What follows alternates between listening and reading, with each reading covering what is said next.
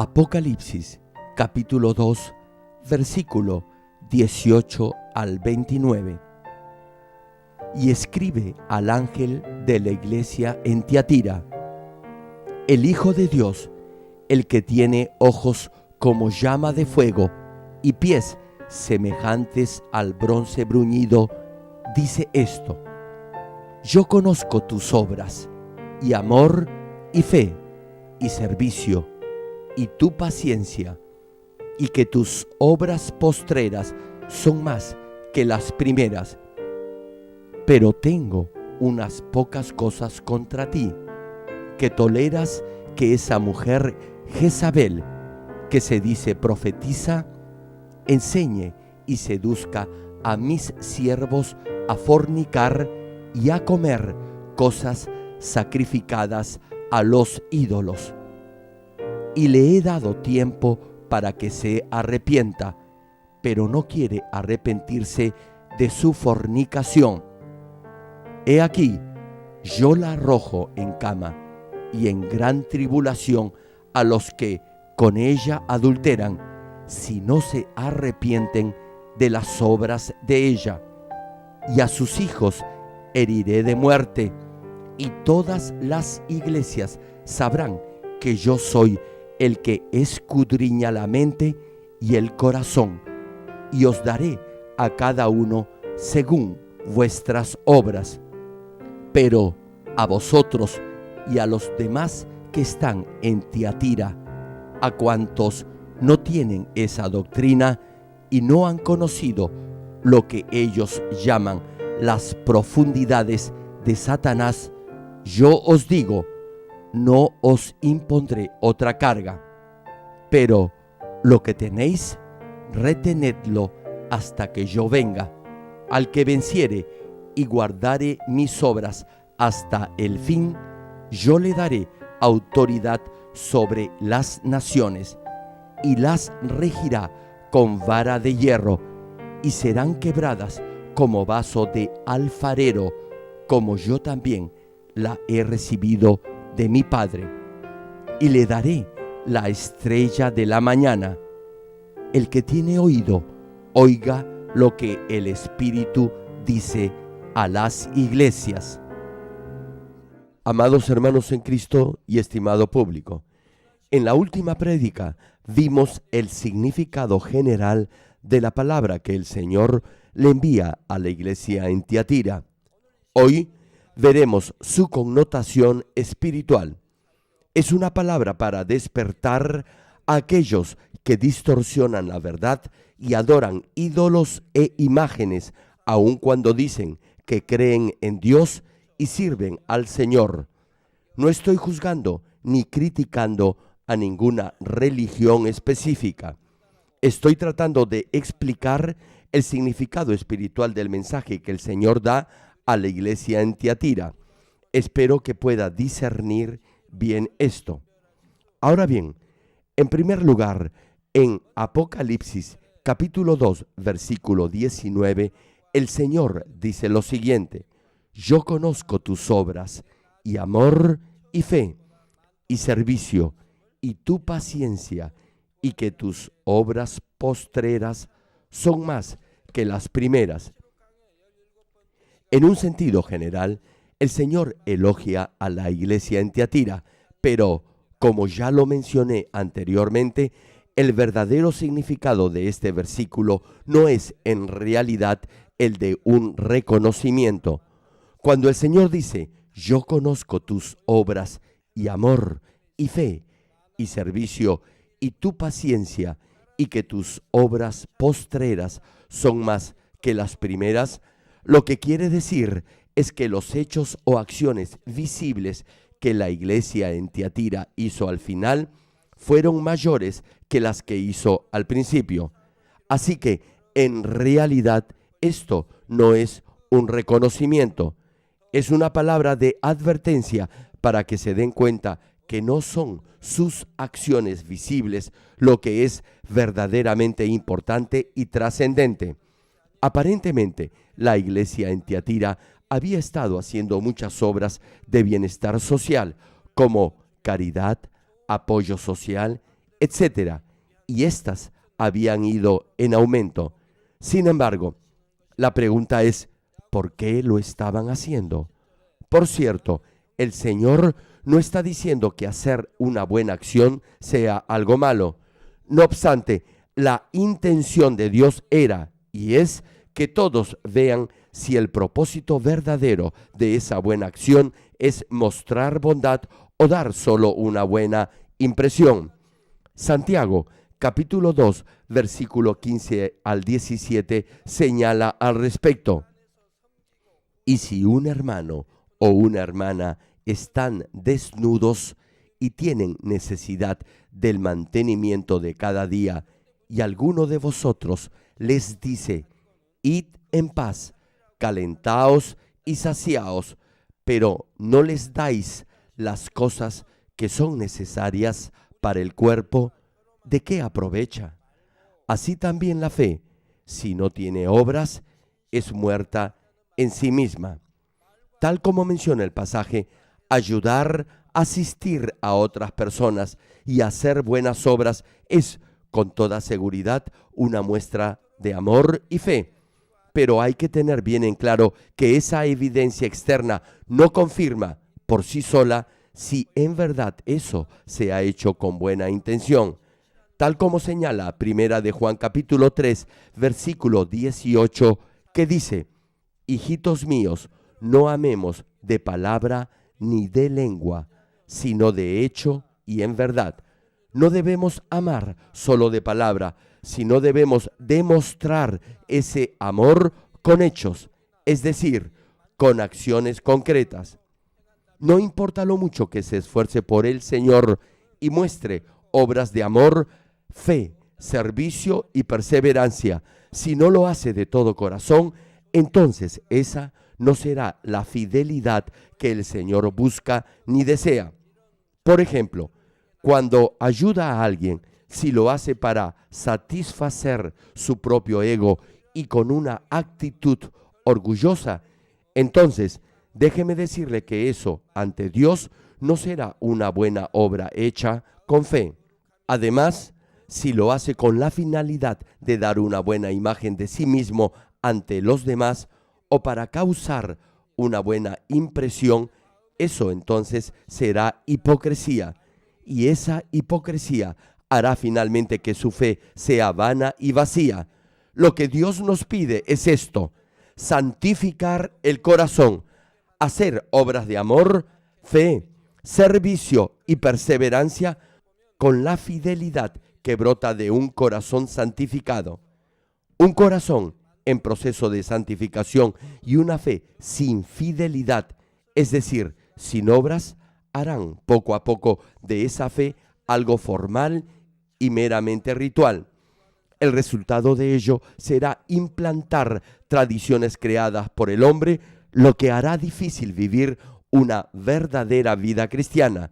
Si se fija en la historia del cristianismo, con el paso del tiempo, la fe pura de la iglesia primitiva se transformó en algo meramente religioso, ritual y formal. Y así, esa fe se fue deteriorando cada vez más. Por eso, en el siglo XVI, la reforma religiosa se levantó propugnada por los que buscaban la verdadera voluntad de Dios con el lema de volver a las Santas Escrituras, es decir, a la Biblia. Estimado público, repito, no pretendo juzgar ni criticar a un determinado grupo de personas. Sin embargo, hay muchos que son atrapados por falsas doctrinas humanas y viven una vida cristiana doble y falsa, aunque profesan creer en Dios, haber aceptado a Jesucristo y vivir por la palabra de Dios. Algunos incluso toleran creencias o costumbres religiosas indígenas o nativas de un país con el pretexto de la tolerancia religiosa autóctona. Por eso permiten que se adoren imágenes o ídolos. No estoy diciendo que honrar a sus antepasados sea algo malo, pero cuando algunos ritos religiosos son tolerados por obligación moral o son justificados por un sentido del deber, eso en última instancia los llevará en contra de la verdad, es decir, en contra de la palabra de Dios. Primera de Corintios, capítulo 10, versículo 20, claramente nos dice lo siguiente sobre este punto. Antes digo que lo que los gentiles sacrifican, a los demonios los sacrifican, y no a Dios. Y no quiero que vosotros os hagáis partícipes con los demonios. A pesar de esto, hay quienes toleran esas cosas, aun cuando declaran que sirven a Dios y que han aceptado a Jesucristo como su Salvador. En la escritura de hoy hay una mujer de nombre Jezabel que se hacía llamar profetisa, y hubo algunos que cometieron adulterio con ella. Esto mismo se está produciendo hoy en día. Los autoproclamados profetas tientan a muchos mintiéndoles, y muchos caen en la falsedad junto a ellos. No se oponen intencionalmente a la voluntad de Dios, pero como no conocen bien la verdad, con el tiempo desobedecerán la voluntad de Dios e irán en contra de ella. Por ejemplo, adorar a la Virgen María, que concibió a Jesús por el Espíritu Santo, es un caso típico de esta situación de no comprender bien la palabra de verdad. Por cierto, algunos dicen que no adoran a la Virgen María, que no hacen de ella un ídolo y que solo le muestran respeto porque dio a luz al Salvador, el Señor Jesús. Sin embargo, el hecho es que con el tiempo conducirán a aquellos que no pueden discernir claramente la verdad porque aún no la conocen, a adorar y a orar a imágenes hechas por el hombre. Pero, ¿qué nos dice la palabra acerca de esto? Encontramos la respuesta directamente en las palabras que el Señor Jesús dijo en Juan capítulo 19, versículo 26 y 27. Y cita el pasaje: cuando vio Jesús a su madre y al discípulo a quien él amaba, que estaba presente, dijo a su madre: mujer, he ahí tu hijo. Después dijo al discípulo: he ahí tu madre. Y desde aquella hora el discípulo la recibió en su casa. Cuando Jesús le dijo a la Virgen María: mujer, he ahí tu hijo, le señaló a su discípulo Juan, quien estaba junto a ella. En ese momento, el Señor le estaba pidiendo a Juan que sirviera a la Virgen María como si ella fuera su madre. Jesús jamás se llamó a sí mismo Hijo de María. El Señor siempre llamó a la Virgen María mujer, nunca la llamó madre. Una pregunta: ¿cree usted que nuestro Señor llamó a la Virgen María mujer porque no le tenía respeto? Claro que no. En toda la Biblia no figura ningún registro en el que Jesús llamara madre a la Virgen María. En el capítulo 2 del Evangelio de Juan, cuando Jesús asiste a unas bodas en Caná de Galilea y convierte el agua en vino, en el versículo 4 dijo lo siguiente: Jesús le dijo: ¿qué tienes conmigo, mujer? Aún no ha venido mi hora. El hecho que en la Biblia se llame madre a la Virgen María no es desde la perspectiva del Señor Jesús, sino es desde la óptica de los discípulos del Señor que escribieron la Biblia. Les pregunto, ¿acaso creen que los discípulos a la hora de escribir la Biblia hubieran podido llamar mujer a la Virgen María? Desde luego que no, la llamaron Madre de Jesús, pero, reitero, el Señor siempre la llamó mujer. Es evidente que la Virgen María nunca hubiera podido ser la Madre de Jesús. Jesucristo es uno con Dios Padre y uno con el Dios Trino, y Dios, el creador de todo, no puede tener una madre.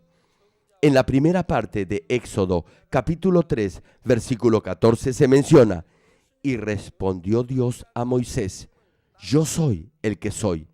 Esto quiere decir que nadie creó ni procreó a Dios.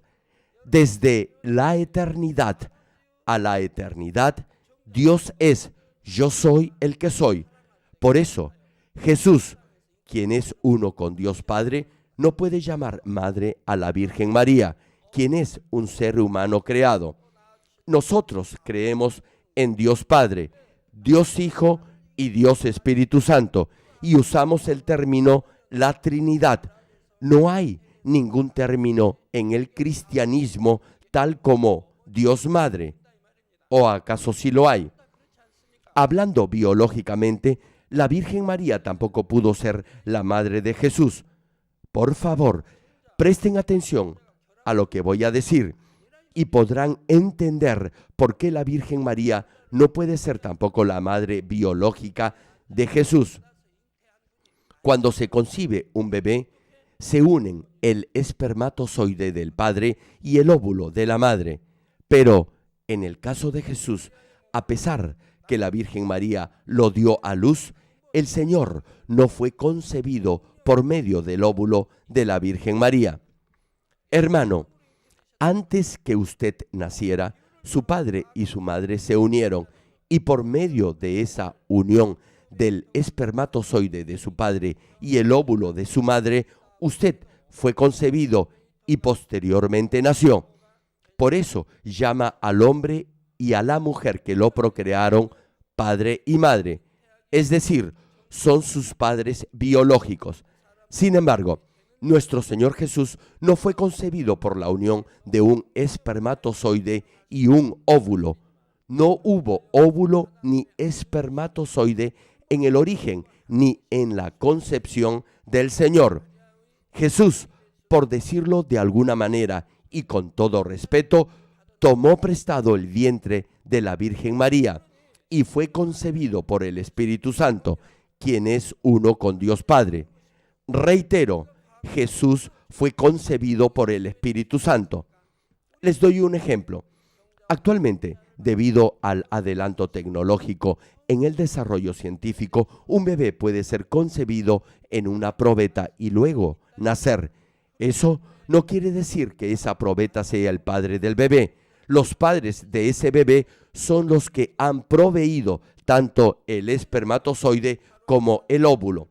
Del mismo modo, es un hecho que Jesús nació a través del vientre de María, pero Jesús, quien es uno con Dios Padre y es el Hijo de Dios, no puede ser hijo biológico de la Virgen María. ¿Saben por qué? Porque en su concepción no se empleó el óvulo de María. Por eso, no es extraño que Jesús no llamara madre a la Virgen María. Lo podemos demostrar científica y médicamente. Nuestro Señor no fue concebido por un espermatozoide y un óvulo. La Biblia dice claramente que el Señor Jesús fue concebido por el Espíritu Santo. Por eso, Jesús es el Hijo unigénito de Dios y tiene su origen en el mismo Dios Padre. La Biblia, que es la única verdad, en forma precisa registra todo esto para que todos podamos comprender claramente este hecho. Retomando el tema, Éxodo capítulo 20, versículo 3 al 5 señala: no tendrás dioses ajenos delante de mí, no te harás imagen ni ninguna semejanza de lo que esté arriba en el cielo, ni abajo en la tierra, ni en las aguas debajo de la tierra.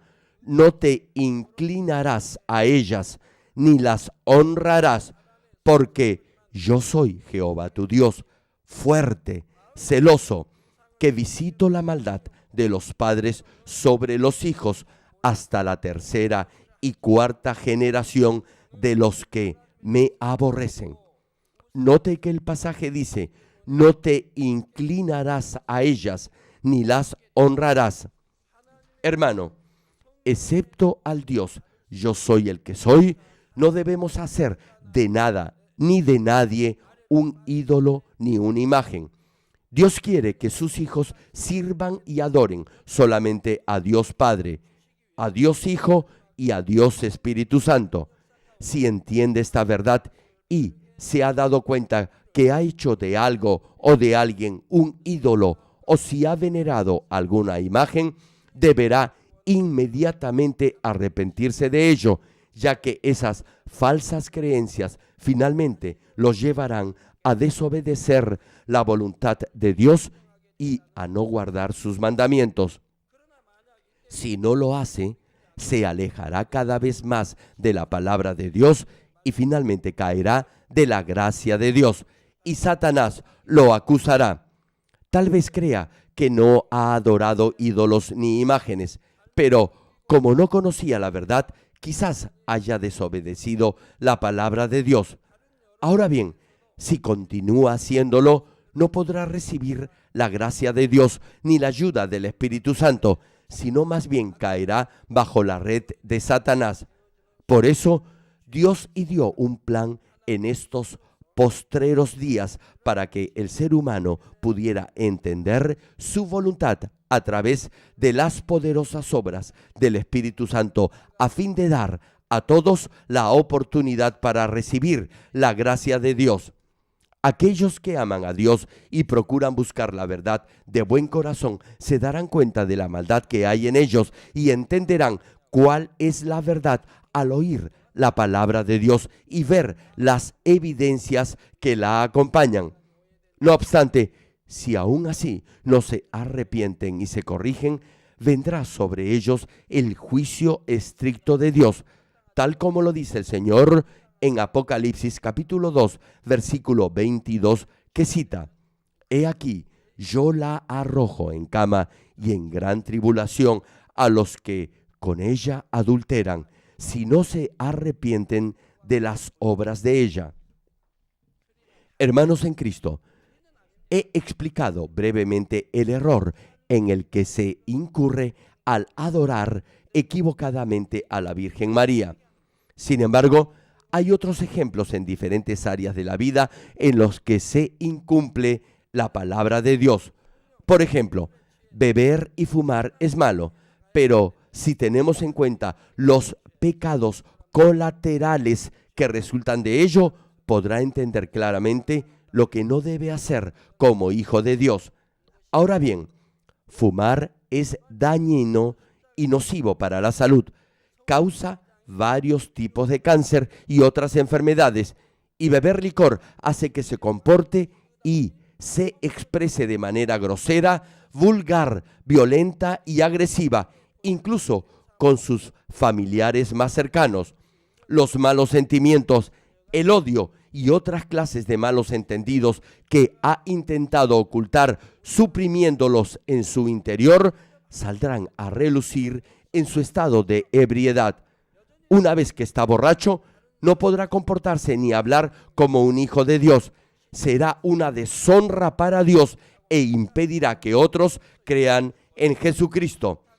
Tal vez usted no considere que el beber licor y fumar sea pecado, pero si tiene en cuenta los efectos negativos que acarrean esos vicios, podrá entender por qué un hijo de Dios no debe hacer eso.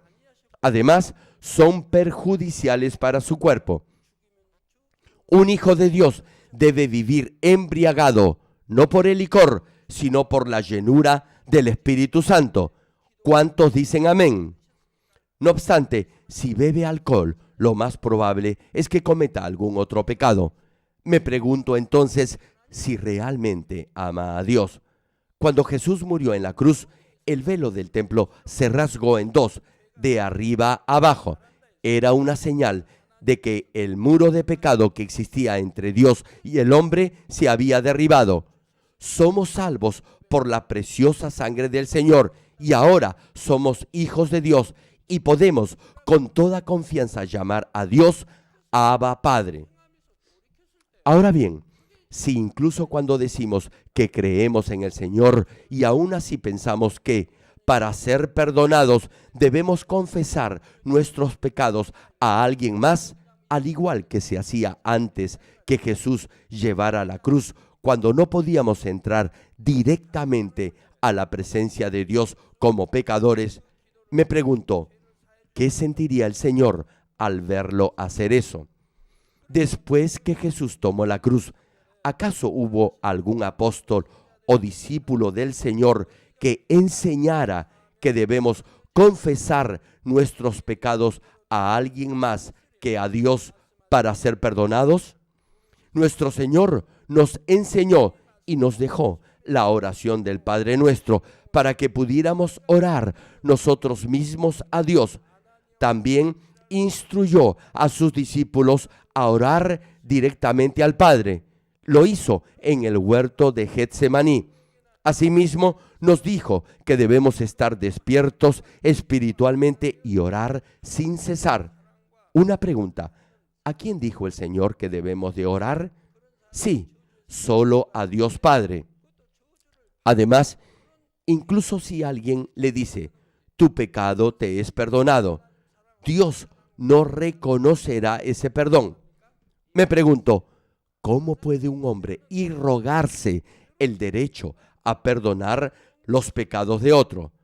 ¿Acaso si confiesa sus pecados a otra persona, eso bastará para ser perdonado? Si usted con hechos demuestra que ha dejado de pecar, entonces su pecado será perdonado.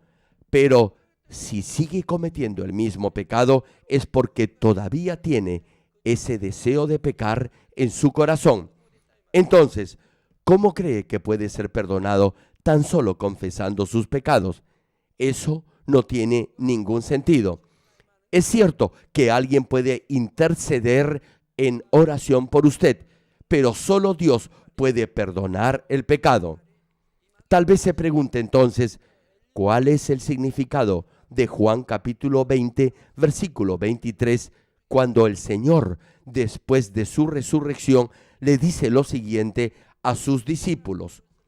A quienes remitiereis los pecados, les son remitidos, y a quienes se los retuvieres, les son retenidos.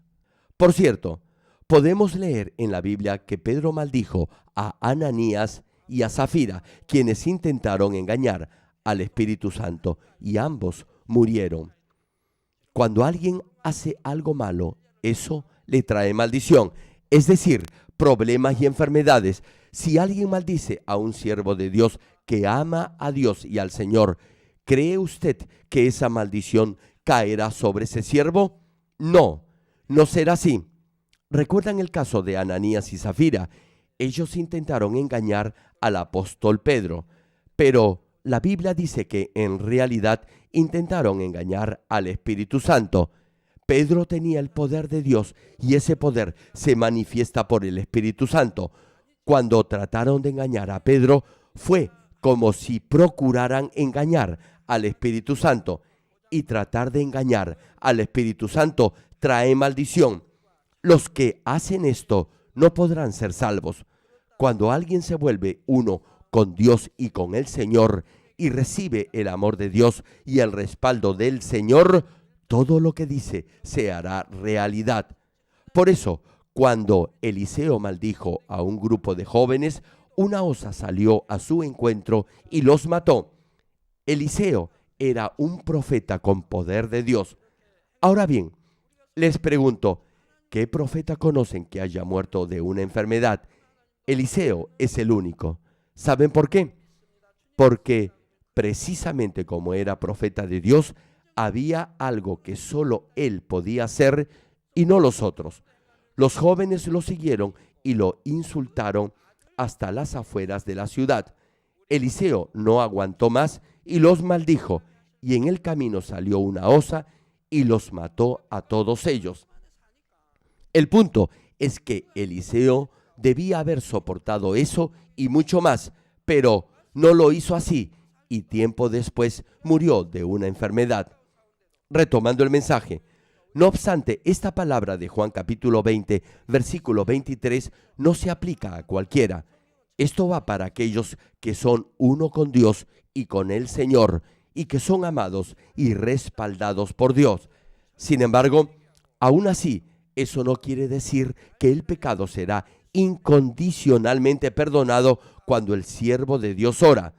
Así como está escrito que la oración eficaz del justo puede mucho, la oración de un hombre que es amado y respaldado por Dios puede apelar a la misericordia y compasión del Altísimo.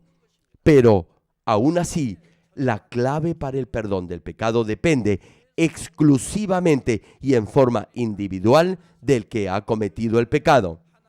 Tal como señala Primera de Juan capítulo 1 versículo 7, que declara: pero si andamos en luz como Él está en luz, tenemos comunión unos con otros, y la sangre de Jesucristo, su Hijo, nos limpia de todo pecado. Es decir, si vivimos en la luz, si vivimos por la palabra, entonces, y solo entonces, la sangre de Jesucristo nos limpiará de todo pecado. Pero si no vive por la palabra, sino que vive pecando y mintiendo, entonces la Biblia dice que la sangre de Jesucristo no lo limpiará del pecado. En ninguna parte de la Biblia se afirma que el pecado será perdonado tan solo si confiesa que cree en el Señor. Ahora bien, si ha pecado y se arrepiente por completo de ese pecado, lo deja atrás y empieza a caminar en la luz, entonces la preciosa sangre de Jesucristo lo limpiará y Dios lo perdonará. Pero si aún anda en el mundo sin arrepentirse ni dejar el pecado, entonces no importa lo mucho que ore por usted el siervo más ungido de Dios, Dios no lo perdonará. Es porque eso va en contra de la justicia divina.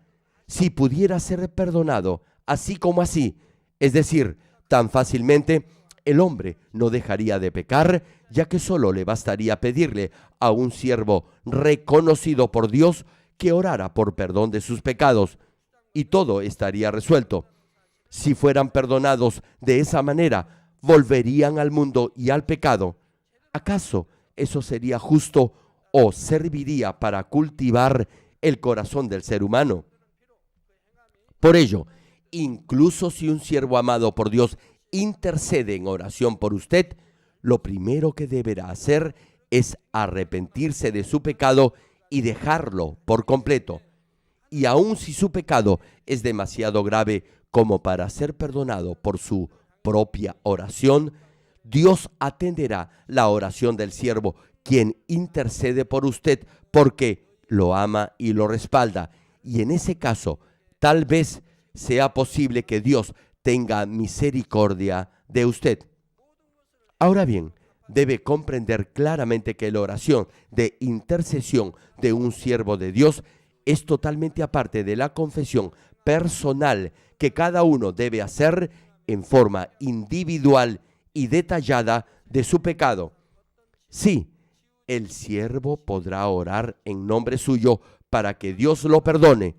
Eso es todo. El perdón viene de Dios. Queridos hermanos y hermanas, como dije anteriormente, algunos, por no conocer la palabra, pueden seguir enseñanzas equivocadas. Por ello, con toda seguridad, desobedecerán de obra y en sus acciones la voluntad de Dios.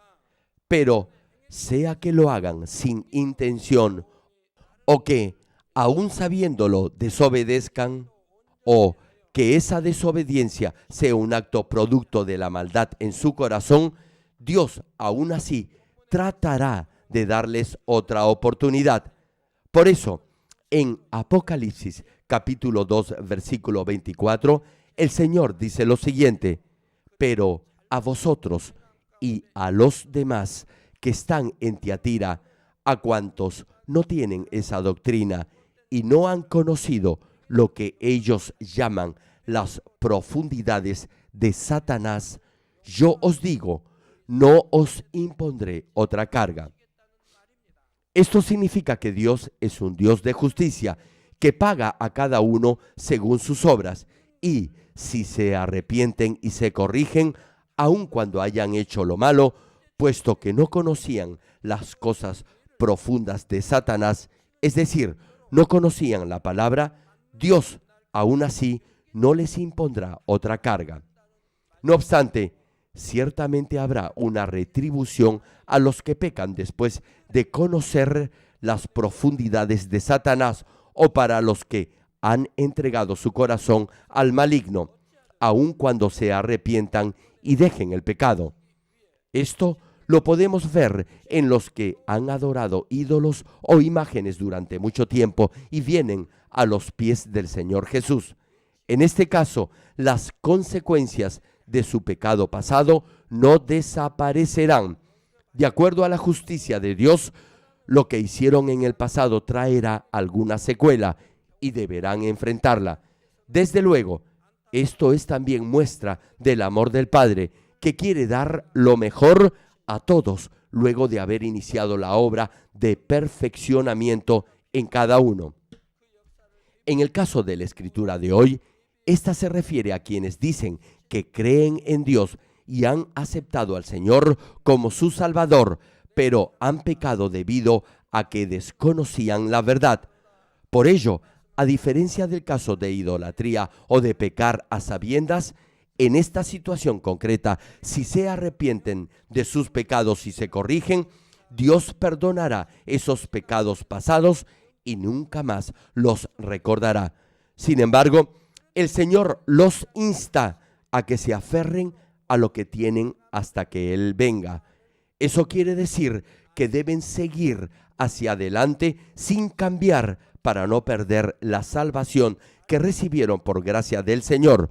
Solo si hacen esto, al final serán salvos. De esta manera, a fin de guiar al menos un alma más a la salvación, Dios los despierta con su palabra, les enseña la verdad y con anhelo llama a los que van por el camino equivocado. Más aún, a los que dicen que creen en Dios y han aceptado al Señor como su Salvador, pero han cedido a la tentación de Satanás y están yendo camino de la perdición, Dios estará aún más anhelante por guiarlos a la senda de la salvación. Por eso, las obras milagrosas del Espíritu Santo son necesarias y para ello Dios ha preparado un camino y un plan. A partir de la próxima prédica veremos el mensaje que el Señor le envía a la iglesia en Sardis cuando le dice: yo conozco tus obras, que tienes nombre de que vives y estás muerto. Termino el mensaje. Amados hermanos en Cristo y estimado público, luego de nacer, un bebé debe crecer. El crecimiento espiritual es lo mismo. Uno debe seguir creciendo continuamente. Sin embargo, el crecimiento espiritual no se refiere solo a lo visible o exterior. Por supuesto, en la medida en que su fe crezca, sus acciones también lo demostrarán. Pero el verdadero crecimiento espiritual que Dios quiere es la santificación del corazón. No importa lo fiel que sea en su servicio, si no santifica su corazón en su proceso de crecimiento espiritual, entonces no vivirá una verdadera vida cristiana. Al igual que un bebé debe crecer física y mentalmente, el crecimiento espiritual debe ir acompañado de una progresión visible en sus obras de fe.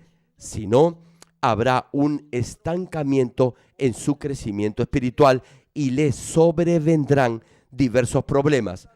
Cuando circuncida su corazón, se esfuerza por despojarse de toda forma de maldad, ora sin cesar y es transformado por la verdad, siempre se regocijará, estará alegre y dará gracias todo el tiempo, y su rostro brillará de gozo, se verá lleno de gracia y de alegría. Pero si no circuncida su corazón, no importa si pasan 10 o 20 años, usted no cambiará, más bien empeorará. Su rostro se verá amargado, aburrido, contrariado, hastiado incluso por venir o servir en la iglesia. Padecerá enfermedades, tendrá problemas en su casa y le vendrán otras muchas dificultades. Esto es, por cierto, debido al muro de pecado que ha levantado entre Dios y usted. No obstante, hay casos en que esto es producto de una traba espiritual. Job, al principio, también estaba en el nivel de la fe carnal. Por eso su fe no creció y su crecimiento espiritual se estancó. Entonces, Dios permitió que atravesara por diversas pruebas de manera que pudiera tener fe espiritual. Si lee el libro de Job, podrá hallar el pasaje en el que Job sostiene una conversación con sus amigos. Esos amigos lo condenaron diciendo que él era un pecador y que estaba equivocado en lo que decía de Dios. Y Job, por su parte, condenó a sus amigos. Decía que conocía el corazón de Dios y que él era bueno y sus amigos eran los malos. Se condenaban el uno al otro. En ese momento se reveló lo que tenían en el corazón.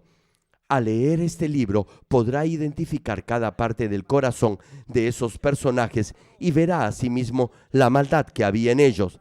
Verá cómo en situaciones extremas sale a relucir el corazón carnal. Y podrá hallar también su propio ego, su verdadero yo, y así se dará cuenta que en usted también hay algo de eso, que tiende a señalar y culpar a otros, que le gusta juzgar y condenar a los demás, que es orgulloso y arrogante. Y finalmente se dará cuenta que no es el corazón de Job el que se describe en ese libro de la Biblia, sino es su propio corazón. Se percatará de la maldad que hay aún en usted y luego podrá arrepentirse una vez más del odio, la envidia, los celos, el orgullo, la arrogancia, la codicia y otras cosas más que hay todavía en su interior. Reitero, el crecimiento espiritual debe ir acompañado de un crecimiento en sus obras de fe. Si no, el crecimiento en su vida espiritual se detendrá y le sobrevendrán diversos problemas. Si piensa en la historia de su país o en la de otras naciones, podrá tal vez recordar algún héroe o personaje histórico, alguien importante que haya sido bueno, bondadoso, aun cuando no haya sido cristiano. Aquellos que han vivido una vida honrada, íntegra y recta, han creído y han aceptado explícitamente la existencia de Dios, y muchos de ellos no han muerto de enfermedades ni han ido al hospital, y sin embargo han vivido muchos años. Es lo mismo hoy en día. Si vive por la palabra de Dios, gozará de salud. Como Dios lo protege, no se enfermará incluso en este ambiente contaminado y lleno de enfermedades, sino que vivirá una vida sana y longeva. Espero que usted entienda bien esto. No solo deberá derribar todo muro de pecado que lo separe de Dios, sino también deberá liberarse de todo lo que detenga, estorbe o impida su crecimiento espiritual. Oro en el nombre del Señor Jesucristo para que su fe crezca rápidamente y así llegue al nivel del Espíritu y del Espíritu completo y perfecto, tal como menciona Efesios capítulo 4, versículo 13, que dice: hasta que todos lleguemos a la unidad de la fe y del conocimiento del Hijo de Dios, a un varón perfecto, a la medida de la estatura de la plenitud de Cristo. Ahora oraré por todos aquellos que enfermos. Coloque su mano en la parte enferma o adolorida. Si usted no está enfermo, pero desea que Dios le conceda los deseos de su corazón, coloque su mano sobre su pecho y reciba esta oración con fe. El obrar del Todopoderoso Dios trasciende el tiempo y el espacio, y Él obrará de acuerdo a su fe. No importa dónde se encuentre, cuando reciba esta oración con fe, experimentará el asombroso poder de Dios. Aleluya. Dios Todopoderoso de amor, pon tus manos sobre tus hijos y sobre todos aquellos que están viendo y recibiendo esta oración. Extiende tu mano, oh Dios, y manifiesta tu poder y tu obrar que trasciende el tiempo y el espacio en todo aquel que está recibiendo esta oración con fe en cualquier parte del mundo.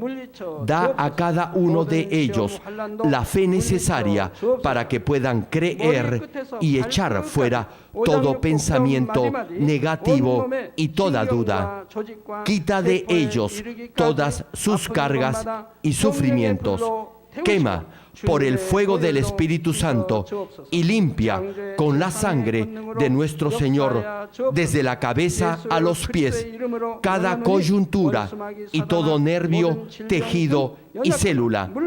Manifiesta el poder más alto de la creación.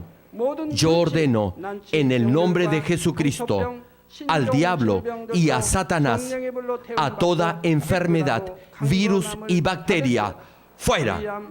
Toda enfermedad contagiosa, fuera. Toda enfermedad terminal, endémica, sea quemada por el fuego del Espíritu Santo.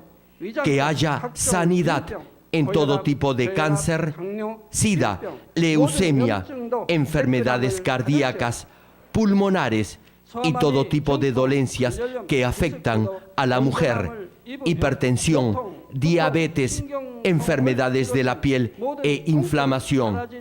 Que toda parálisis, artritis y hernia sean sanadas.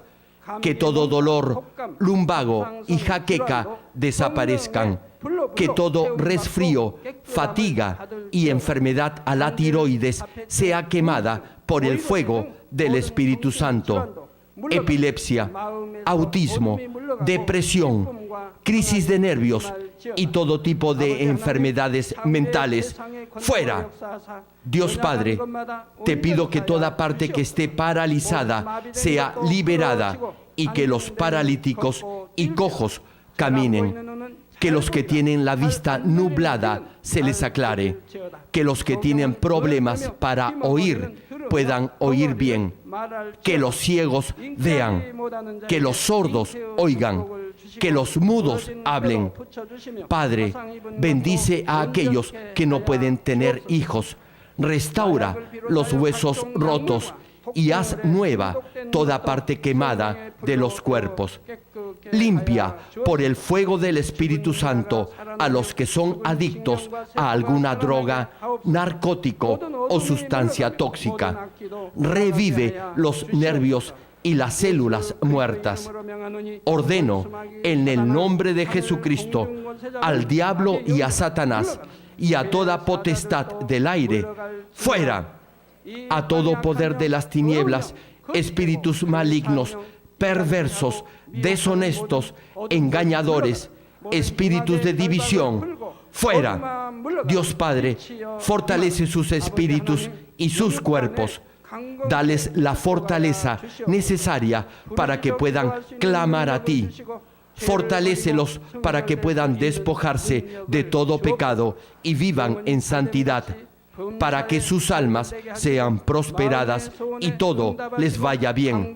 Responde a los deseos de su corazón, a su clamor y a sus oraciones. Auméntales la fe, la esperanza y el amor, y que sus familias también puedan oír y creer en las buenas nuevas del Evangelio. Protégelos de todo accidente y bendícelos para que lleven una vida próspera. Protege a todos tus hijos en sus hogares, trabajos y negocios con el fuego del Espíritu Santo. Bendícelos en su entrada y en su salida y en todo lugar a donde vayan. Y bendícelos para que puedan prestar y nunca pedir prestado. Dales sabiduría y entendimiento y que sean llenos del Espíritu Santo. Da a todos los ministros la habilidad para llevar a cabo bien sus deberes y que haya también un gran avivamiento en cada iglesia. Manifiesta tu obrar para que con sus labios puedan testificar: Dios me ha respondido y he sido bendecido por Él. Dios Padre, te doy las gracias. Toda la gloria sea para ti. He orado en el nombre del Señor Jesucristo. Amén.